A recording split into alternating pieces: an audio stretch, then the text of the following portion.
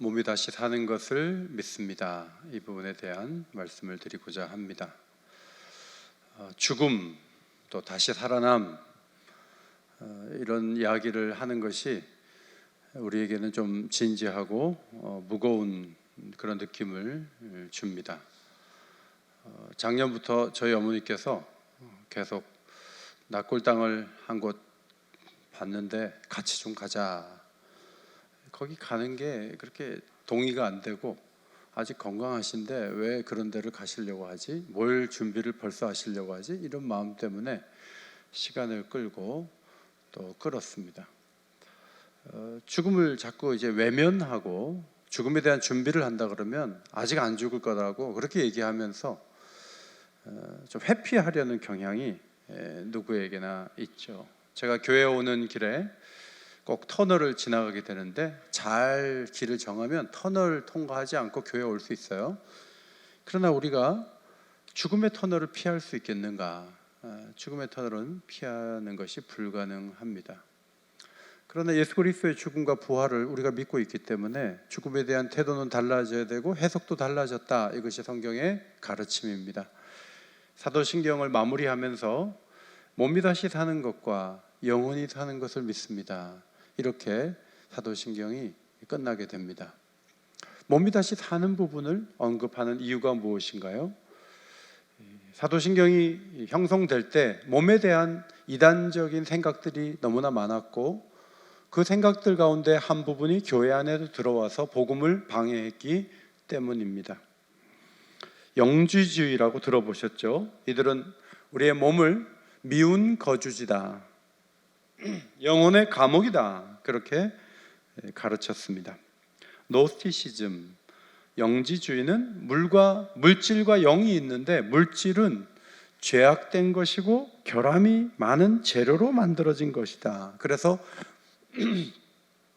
100% 영적인 것만 선하고 아름다운 것이다. 그렇게 잘못된 이단들이 가르쳤습니다. 교회 안에도 부활을 믿는다고는 하지만 정신적인 경험 정도가 바로 부활이다, 이렇게 생각하는 분도 계시고, 우리가 죽으면 자식들을 통해서 우리의 생명이 이어지니까 그게 부활이다, 이렇게 말하기도 하고, 우리 부활은 전부의 부활이기 때문에 우리가 여기서 욕심을 제어하고 제대로 살지 못하면 부활했을 때 욕정도 같이 부활하니까 거룩한 삶을 살아야 되지 않겠느냐. 자, 이런 식으로 부활을 꺼내긴 하지만 부활의 실체를 말하지 않는 가르침이 교회 안에도 있었습니다. 그것을 막기 위해서 이 부분을 분명히 말하는 것입니다.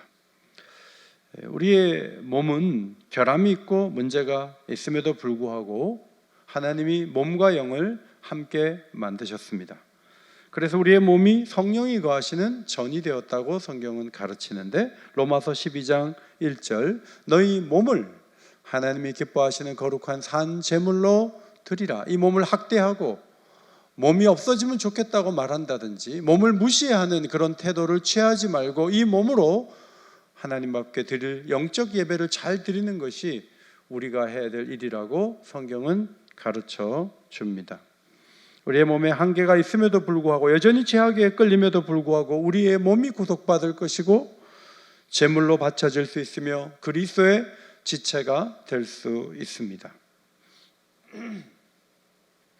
우리의 몸 안에서 예수 그리스도께서 얼마든지 존귀하게 되실 수 있어요. 빌립보서 1장 20절 살든지 죽든지 내 몸에서 그리스도가 존귀하게 되게 하려 하나니, 우리 몸에서 그리스도가 존중받고 존귀하게 되실 수 있다, 그렇게 바울은 가르쳤습니다. 고린도전서 15장에서 먼저 그리스도의 부활에 대해 설명한 다음에 예수님의 부활이 모든 믿는 자의 육체의 부활에 대한 보증이라고 가르쳐주고, 만약에 미래에 우리 몸이 부활하지 못한다면 예수 그리스도의 부활도 없는 것이다 라고 설명했죠. 15장 16절 만일 죽은 자가 다시 살아나는 일이 없으면 그리스도도 다시 사신 일이 없었을 터이요. 예수님이 살아나셨기 때문에 우리도 다시 사는 것을 전망하는 것이 바르다, 그렇게 가르쳐 줍니다. 오늘 본문은 사람들이 말하는 두 가지 질문, 어리석은 질문을 시작으로 전개되고 있습니다. 죽은 자들이 어떻게 살아나? 살다가 죽으면 끝이지. 사람들이 이제 그렇게 생각하죠. 그 다음에 살아난다면 도대체 어떤 몸으로 살아나는 거지?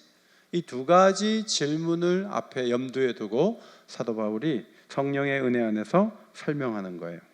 36절, 37절 말씀은 죽을 몸과 부활의 몸의 이 관계는 뿌린 씨앗과 자라서 열매를 맺는 그 알갱이와의 관계와 같다. 농사의 비유를 들었어요.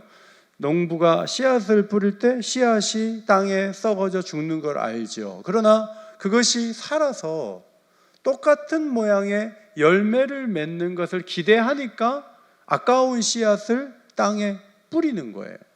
그것이 없이, 그런 희망이 없이 어느 누가 그 아까운 알곡을 버리겠어요. 미래에 더 많은 열매를 맺을 것이다 라고 생각을 하면서 뿌리는 것이죠. 자, 사진을 보시면 해바라기 씨가 해바라기 열매로 돌아오죠. 호박 씨가 호박의 큰 열매로 돌아옵니다. 수박 씨앗을 심으면 나중에 수박의 열매를 맺는데 이 수박 덩어리 안에 또 다른 씨앗이 존재해요. 우리는 자연스럽게 그렇게 된다고 보지만 그 배후에 하나님이 계시는 거예요. 오늘 이 씨의 비유를 통해서 말씀하고자 하는 바는 우리의 죽을 몸이 부활해서 새로운 형체를 입는 것도 가능하다. 여러분 놀랍지 않아요? 씨앗이 자라서 해바라기가 되다니. 우리는 자연스럽고 반복해서 보니까 그럴 수밖에 없다고 보지만 여러분 놀랍지 않습니까? 하나님께서 씨앗을 뿌려서 똑같은 모양의 알갱이를 거둘 수 있는 열매를 거두는 그런 식물을 세상에 두신 것을 보면서 우리의 죽을 몸이 심어져서 영광스러운 몸이 될 것을 마음에 받아들이는 것은 얼마나 합당한 생각인가, 그것을 오늘 먼저 설명을 해 주었습니다. 38절로 41절은 좀 어려워 보이지만 그런 내용이에요. 정말 다양한 형체가 세상에 있는데 각 형체마다 영광이 있다는 것이죠. 땅에는 사람의 몸이 있고 짐승의 몸이 있고 물고기의 몸이 있고 하늘에 새의 몸이 있어요. 그게 다 육체라고 표현됐어요. 그것마다 다 영광이 있어요. 이 해바라기에 영광이 있지 않습니까? 노란색이 이렇게 펴 있는 모습. 사실 이것은 실내에서 키우기 어려운 식물이에요. 그런데 이것을 하나하나 정리해가지고 여기다가 이렇게 놓으니까 이 해바라기를 보면서 예배를 드리면서 우리의 마음이 밝아지는 것은 나름대로의 식물이 주는 영광이 있기 때문에 그래요. 해의 영광이 있고 달과 별의 영광이 각각 있어요. 해는 강렬하게 우리에게 비춰지죠. 그래서 아침이 되면서 우리의 마음이 밝아지는 이유 중에 하나는 그 해의 영광이 우리에게 비춰지기 때문에 그래요. 달의 영광도 있고 각각의 별의 영광도 있는데 이 모든 형체와 영광을 만드신 분이 누구예요? 하나님이에요. 그렇다면 그런 놀라운 하나님이라면 우리가 죽은 다음에 영광스러운 또 다른 몸을 입게 되는 그 일을 하나님이 못하실까? 유골로 다 땅에 뿌려져서 썩어져 없어진다 할지라도 이 세상의 만물의 형체를 주시고 생명을 이어가게 하시고 저 하늘의 해와 달 별들의 영광 형체를 갖게 하신 그 하나님께서 우리로 하여금 또 다른 형체와 영광을 갖도록 놀랍게 준비하신 일들이 실패하실까? 그렇지 않다는 거예요. 충분히 하실 수 있다는 거예요. 믿으십니까? 조금밖에 안 믿으시네요. 믿으십니까? 우리가 그걸 믿고 살아야 돼요. 38절에 하나님이 그 뜻대로 그에게 형체를 주시되 각 종자에게 형체를 주신 분이시니까 우리에게 이런 몸을 주셔서 이 땅에서 살게 하시다가 언젠가 놀라운 영광스러운 몸으로 우리를 새롭게 만드실 때 하나님이 설계하신 일이 절대로 실패하지 않는다. 하나님은 그 일을 능히 하실 수 있다. 이것을 말하고 있는 거예요. 42절부터 44절은 이 땅에서의 몸과 그리고 하늘에서의 몸을 비교해요. 자, 우리는 썩는 몸에 불과해요. 몸이 서서히 후패해져 가죠. 노쇠됩니다. 그리고 비천해요. 머리카락이 떨어질 때마다 그걸 막 걷어서 휴지통에 버릴 때, 이게 내 몸의 일부인데 왜 이렇게 많이 떨어지지? 그리고 피부가 작년 다르고 올해 다르고 서서히 비천해지고 약해져요. 이건 육적인 몸이에요. 그런데 이런 몸으로 출발해도 영광스러운, 썩지 않고 영광스럽고 강한 그런 몸으로 하나님께서 우리의 몸을 만드실 것이다. 이 몸은 땅에 적합하지만 하늘에 적합한 영광스러운 몸이 있게 될 것이다. 그것을 설명합니다. 그래서 지금의 그 약한 모습 가지고 너무 슬퍼하지 말아야 돼요. 영광스러운 몸을 입을 것을 바라봐야 돼요. 하나님께서 완전히 새롭게 할 거야 이러면서 거울을 보더라도 두 가지를 봐야 돼요. 지금 현재의 몸도 보시고 하나님이 완전히 새롭게 하실 미래의 몸도 마음에 그릴 수 있어야 돼요. 그게 믿음이에요. 그 다음에 45절로 49절은 아담으로 인해 우리가 여기에 있다면 둘째 아담으로 오신 예수님 때문에 우리가 거기에 있을 것이다. 그 얘기를 하는 거예요. 아담으로 인해서 우리는 여기에 있게 됐어요. 아담이 사람으로 있었거든요. 그래서 자손의 자손을 봐서 우리가 여기에 있는 거예요. 그런데 아담이 물려준 것은 흙으로 돌아가는 몸에 불과해요. 그런데 살려주는 영이신 예수님이 오셔서 하늘에 속한 그분이 예수를 믿는 자들의 소속을 땅에 두지 않고 하늘에 속한 자가 되게 하시고 하늘에 속한 형체를 입게 하시는 능력이 그분에게 있기 때문에 자신이 먼저 부활한 몸을 입으시고 우리도 그런 몸을 입혀주실 것이다. 거기에 대한 믿음을 가지라는 거예요.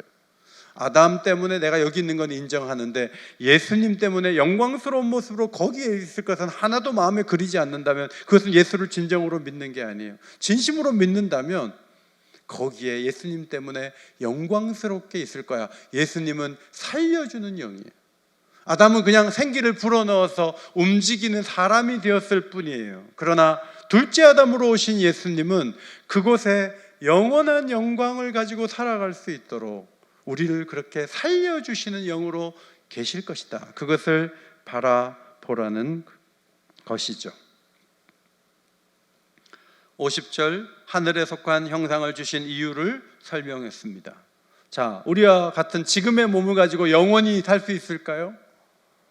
여러분, 제가 여러분께 여쭤봐요. 200살까지 살기 원하신 분 손 들어보세요.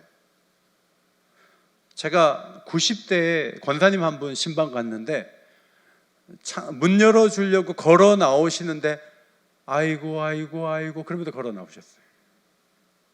근데 여러분 190세 되신 분에게 신방을 가면 어떻게 할까요? 문을 열어줄 수 있을까요? 기어 나오지 않으실까요? 여러분, 우린 200살까지 살기에는 너무나 약한 몸을 가지고 있어요. 이 몸을 가지고 어떻게 하나님 나라를 유업으로 받겠어요? 그러므로 우리를 잠자는 자 같이 잠시 쉬게 하시고 영광스러운 몸을 입혀서 영원한 세계에 살도록 하시기 위해서 우리에게 죽음을 허락하셨다는 거예요. 그래서 죽음을 말할 때 막 슬퍼하고 막 고통하고 막 속에서 울분이 터져 나오고 막 허무하고, 그럼 아직 믿음이 덜 들어간 거예요. 사실은 이 죽음을 통해 더 놀라운 세계로 갈 수 있다. 이 믿음을 가져야죠.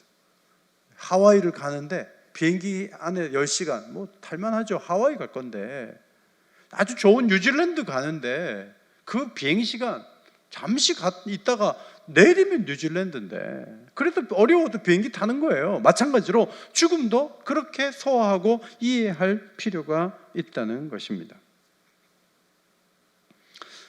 저는 휴대폰 얼마 전에 바꿨는데 전에 휴대폰도 쓸만하고 아직 고장난 건 아닌데 슈퍼체인지라고 제가 뭐 포인트를 얼마씩 자기네가 포인트 주고 포인트를 가져가면서 다 적립을 해서 한 20만 원만 내시면 30만 원 안 되게 내시면 아주 좋은 폰을 준다는 거예요. 근데 다음 달에 바꾸시면 5만 원 더 내야 된대. 그 다음 달에 또 5만 원 더 내셔야 된대. 그러니까 안 바꿀 수가 있어요? 그걸 바꾸고 싶은데 그거를 반납을 하래요. 그 내가 이 2년 동안 참 아끼던 휴대폰인데 반납하기 아깝더라고요.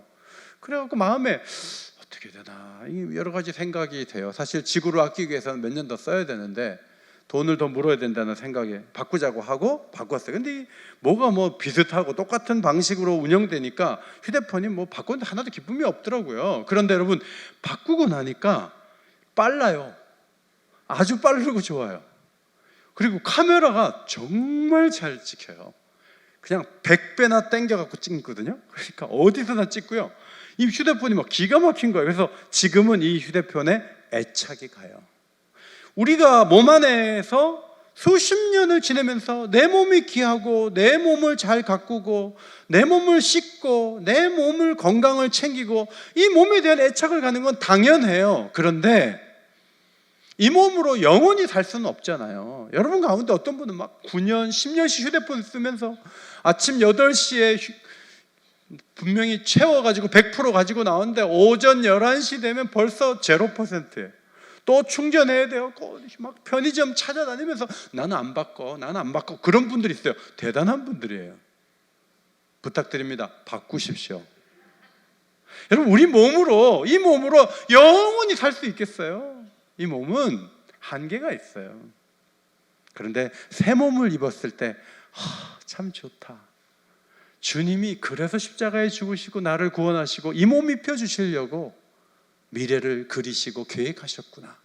그래서 새 몸을 입을 때는 새로운 휴대폰 이거 3년 또 제가 오래 쓰고 4, 5년 써도 또 바꿔야 되는데, 그런데 우리 몸은 영원히 천국에서 영원한 시간을 누리게 될 거예요. 하나님이 그렇게 디자인하시고 계획하신 줄 믿습니다. 이것이 하나님이 주신 놀라운 축복이에요.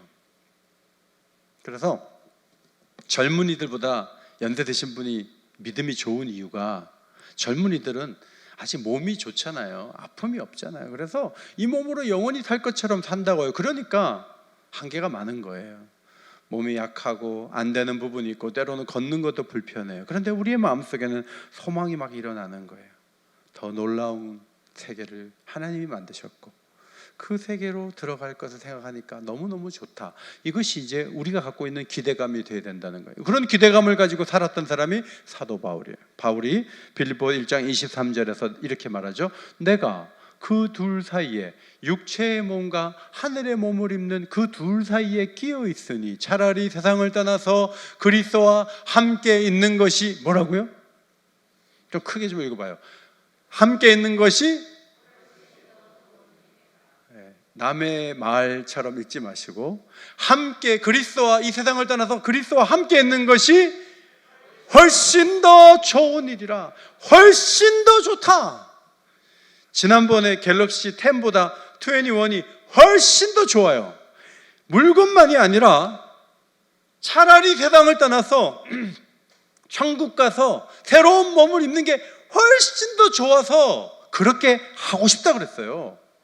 여러분, 이렇게 말할 수 있는 게 진정한 신앙이에요. 나 그렇게 하고 싶다. 나 새 몸을 입고 싶다. 바울의 육체에 가시가 있었잖아요. 질병이 없는 그런 세계 속에 핍박을 받아서 아픈, 고통을 당하는 그런 세계가 아니라 정말 더 좋은 세계에 들어가고 싶어요. 그런데 육신으로 있으면서 아기와 같은 교인들을 보살피기 위해서 여기에 있는 거예요. 우리도 마찬가지예요. 여기가 더 좋다고 생각하면 안 돼요. 더 좋은 세계를 하나님이 예비하셨다. 그래서 자녀들하고 얘기할 때도 나는 천국을 소망해. 난 천국이 훨씬 더 좋다고 봐. 정말 그곳에는 영원한 기쁨과 소망이 있는데 엄마는, 아빠는 그것을 소망하고 바라고 살고 있어. 여러분, 이 말 한마디의 고백이 얼마나 자녀들의 마음속에 기쁨을 주는지 아세요? 죽기 전에 잘해라. 이렇게만 얘기하면 안 돼요. 그 다음을 얘기해야 돼요. 소망이 있다는. 51절, 하늘에 속한 형상을 입는 때는 언제입니까? 타이밍에 대해서 세 가지를 말하죠. 순식간에. 두 번째, 호련히. 세 번째, 마지막 나팔 소리와 함께. 자, 나팔 소리가 들릴 때 1초도 걸리지 않게 순식간에 우리의 몸이 변하는데, 죽은 자의 몸도 영광스러운 몸으로, 살아있는 사람의 몸도 영광스러운 몸으로 순식간에 바뀐다는 거예요. 하나님이 그렇게 하신다는 거예요. 이 모든 형체를 만드시고 영광을 지으신 그분께서 우리를 그렇게 만드실 것이라고 약속하셨습니다. 예수님이 오실 때 나팔 소리가 들려옵니다. 산자 죽은 자 모두가 썩지 않고 죽지 않는 새 몸을 입게 될 것입니다. 입는다, 대체된다는 말이에요. 썩는 것이 썩지 아니할 것으로 대체되고 죽을 몸이 죽지 않는 몸으로 대체된다. 이걸 입는다고 표현했습니다. 여러분들, 바울은 대단하네. 그렇게까지 먼 멀리 미래를 그렇게 어떻게 바울이 대단한 걸 발견한 건가? 그렇지 않습니다. 하나님이 오래전에 이 죽음의 문제를 해결하시려고 계획을 세우셨고, 이사야 선지자에게 하신 말씀이 있어요. 사망을 영원히 멸하실 것이라. 따라합시다. 사망을 영원히 멸하실 것이라. 사망을 삼키고 이기리라 한 말씀이 다 성취가 된다는 것입니다. 하나님은 때가 참에 예수님을 보내주시고 죄와 죽음의 문제를 해결할 길을 여신 후에 예수님이 다시 오시는 그날, 사망의 모든 그늘에 앉은 것들이 다 사라지도록 역사하시는 분이 하나님이고, 하나님은 그런 계획을 갖고 계시고 실행하시는 분이시다, 그런 말이에요.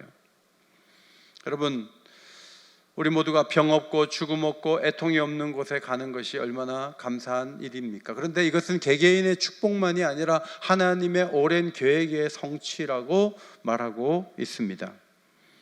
예수님이 다시 오시면 모든 눈에서 눈물을 다 씻기시고 모든 수치를 온 천하에서 제거하려는 원대한 계획이 성취된다고 성경은 가르쳐 줍니다. 캄보디아에서 심장질환으로 고생하던 아이들이 4명, 7명 한국에 와서 대학병원에서 수술받고 숨이 차서 잘 걷지도 못하는 아이가 건강하게 되어서 한국에 가서 고쳤어요. 한국에서 수술해줬어요. 돈을 하나도 안 받고 해줬어요. 이렇게 얘기를 해요. 첫 번째로 그 아이가 보는 것은 자기를 한국의 병원에 소개해준 한국 사람이에요. 그런데 그 한국 사람이 고맙지만 사실 따지고 들면 대학병원에서 회의가 있었고 자금을 어떻게 조달하고 체재 비용을 그리고 비행기 값을 어떻게 내면서 어떤 기간 동안에 의사들이 그 일에 집중하기로 하고 수많은 사람들의 헌신과 노력이 있었기 때문에 그 아이가 숨차지 않고 걸을 수 있는 거예요. 마찬가지로 우리에게 사망의 모든 것들이 다 제거된 것은 그냥 어쩌다가 되는 일이 아니에요. 하나님이 오래전부터 계획하신 일이 역사 가운데 성취되는 일이다 라고 오늘 바울이 말한 거죠. 그러니까 이 사망이 없어지는 문제에 대해서 여러분, 우리는 무슨 생각을 해야 되냐 하면 하나님이 굉장히 주도 면밀하시고 오래전부터 계획하신 일인데 그것이 성취되는 것이 내게 사망의 그늘이 다 사라지는 것이구나, 그렇게 받아들여야 된다는 말씀이에요. 매우 깊은 경륜 속에 이 일이 진행됩니다. 회의적인 사람들은 여전히 말하죠. 여러분, 지금 말씀을 듣는 사람 여러분 가운데도 이렇게 생각하는 분들이 있어요. 목사님, 죽은 자가 어떻게 살아요? 죽으면 끝이지. 내 교회는 나오지만 죽는 거 사는 거 난 절대 바라지도 않고 기대도 안 해요. 자, 이렇게 신앙생활하는 분들이 있을 수 있어요. 그러면 다시 산다 그러면 도대체 어떤 몸으로 다시 산다는 거예요? 이런 회의적인 질문을 할 수 있어요. 바울은 철저히 하나님이 하신다는 거예요. 예수님에게 하신 것처럼 우리에게도 하신다는 거예요. 온 우주를 만드시고 이 다양한 형체를 지으신 하나님께서 그걸 못 하시겠느냐? 하나님이 역사 가운데 예수님을 통해 보여주지 않았느냐? 우리도 예수님처럼 새 몸을 입게 될 것이다. 그분은 능히 하실 수 있다라고 선언합니다. 바울은 여기서 끝나지 않고 호세아 13장 14절을 55절에서 인용합니다. 호세아서는 재앙이라는 말로 되어 있거든요. 사망아, 너의 재앙이 어디 있느냐? 사망은 곳곳에 재앙을 줘요. 두려움을 줘요. 질병을 주고 수많은 재앙을 던져줘요. 그래서 사망이 호령하고 사망이 승리했다고 했지만 예수님이 나팔소리와 함께 재림하실 때 과연 사망의 증상들을 우리에게 볼 수 있느냐? 하나도 없다는 거예요. 사망은 승리하지 못한다. 생명이 승리한다. 이것을 선언하면서 사망아 내가 쏘는 것이 어디 있느냐. 사망이 공격하는 무기가 뭐죠? 죄예요. 죄로 우리를 찔러요. 율법을 주실 때 죄를 짓지 말라고 주지만 우리는 율법을 보면서 오히려 죄를 더 많이 줘요. 죄가 무엇인지도 또 또렷하게 보게 돼요. 율법 가지고는 죄를 이길 수가 없어요. 그런데 예수님께서 오셔서 성령을 부으시고 말씀대로 살아갈 수 있는 힘을 주시고 우리가 죽어도 다시 살아나는 세계를 펼쳐 놓으실 때 죄와 사망의 흔적도 없이 사라지게 되는 놀라운 세계가 펼쳐질 수 있다. 이것을 확신하면서 전하고 있습니다. 바울은 굉장히 흥분해서 이 글을 쓴 것 같아요. 저도 이 말씀을 준비하면서 막 전하는데 막 속에서 뜨거움이 나타나요. 이 세상이 전부가 아니구나. 다시 살아날 수 있구나. 염색할 때 이쪽을 조금 놓쳐갖고 하얘졌는데 다음에 염색할 때 잘해야 되는데 그냥 그런 생각을 하며 살다가 이 말씀을 보면서 머리가 그냥 다 하얘져도 괜찮구나. 하나님이 다 살리시겠구나. 뭐 이런 뜨거움과 확신이 속에서 올라오죠. 말씀을 듣는 여러분에게도 그 열정과 뜨거움이 있기를 소원합니다. 아멘 그러면요 마음에 정말 그게 딱 새겨지는 것 같아. 근데 그런 게 어디 있어? 잘 모르겠어 하고 입을 꾹 다물고 있으면 믿음이 안 생겨요. 확고한 믿음을 세우시기 바랍니다. 그래도 안 하시네. 확고한 믿음을 세우시기 바랍니다. 마음에 세워야 돼요. 그러면 58절을 오늘 읽지 않았는데 부활이 분명하다면 어떻게 해야 되느냐? 58절 성경 보시고 같이 읽겠습니다. 58절 시작. 그러므로 내 사랑하는 형제들아 견실하며 흔들리지 말고 항상 주의 일에 더욱 힘쓰는 자들이 되라. 이는 너희 수고가 주 안에서 헛되지 않은 줄 알미라. 그러므로 내 사랑하는 형제들아, 첫째로 견실하십시오. 견실하십시오. 헬라 말로 헤드라이오이. 이 말은 앉아 있으십시오. 있는 자리에 그대로 앉아 계세요. 그런 뜻이에요. 고린도전서 7장에서 이 말이 쓰였어요. 마음을 정하고 그랬거든요. 고린도전서 7장을 읽어보면 결혼하는 사람은 결혼하는 사람의 이유가 있어서 결혼을 하고 결혼하지 않는 사람도 마음을 정하고 결혼을 하지 않는 거예요. 바울은 결혼을 하지 않는 건 잘못된 거야. 모두 결혼해야 돼. 이렇게 가르치지 않고 결혼하는 것도 잘하는 것이고 결혼 안 하는 것도 잘하는 것이다. 중요한 것은 마음을 정하고 그렇게 가는 거예요. 이것은 왔다 갔다 하는 부분의 일이 아니에요. 삶을 살아내는 것이고 지속적으로 가는 그 길을 말할 때 이 정하고 헤드라이오이 이 말을 쓸 수가 있는 겁니다. 이것을 부활에 적용을 하면 어제는 부활이 있다가 오늘은 부활이 없는 것처럼 살면 안 돼요. 예수의 부활을 어제도 믿고 오늘도 믿는다면 어제도 내가 부활할 걸 확신해야 되고 오늘도 내일도 영원히 우리는 부활할 것을 바라보며 살아가는 거예요. 그것이 그 자리에 앉아있는 사람의 모습이에요. 믿음이 좋다가 믿음이 안 좋아지면 엉뚱한 얘기를 한단 말입니다. 사람을 원망하고 이 세상이 전부인 것처럼 말하고 안 믿는 어르신이나 믿는 어르신이나 똑같으면 그게 무슨 예수를 믿는 거예요. 예수를 믿는 거는 그 자리, 소망의 자리, 부활이 바라보는 그 자리에 그대로 앉아있는 거예요. 그래서 항상 우리 입에서 소망이 나와야 돼요. 그것이 견실한 사람의 태도예요. 여러분 교회를 나오고 오랫동안 직분을 감당했는데 입에서 혹시나 부활은 무슨 부활? 이 땅이 전부지. 이 말이 터져 나온다면 그건 믿는 사람이 아니에요. 부활이 있어요. 이 땅이 전부가 아니에요. 농부가 씨앗을 심을 때 놀라운 열매를 거둔 것처럼 우리의 몸이 심겨질 때 썩는 것을 심지만 썩지 않을 것으로 다시 살아날 것을 바라보는 것이 정상적인 것이다. 거기서 흔들리면 안 된다는 거예요. 두 번째, 흔들리지 마십시오. 메타키노토이라는 단어인데 자리를 옮기지 말라.